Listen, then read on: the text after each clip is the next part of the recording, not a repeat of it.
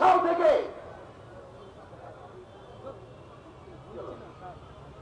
সেই 2002 সাল থেকে আজ পর্যন্ত প্রায় $51 বিলিয়ন বিদেশি 2011 সাল পর্যন্ত এই পশ্চিম বাংলায় বিভিন্ন এলাকায় বিদেশি পুঁজির বিনিয়োগ ঘটেছে, এমনকি খুচরো ব্যবসায় ঘুরিয়ে না। সেফোলজিস্ট অমিয় চৌধুরী তার বক্তব্য রাখছেন। ধন্যবাদ।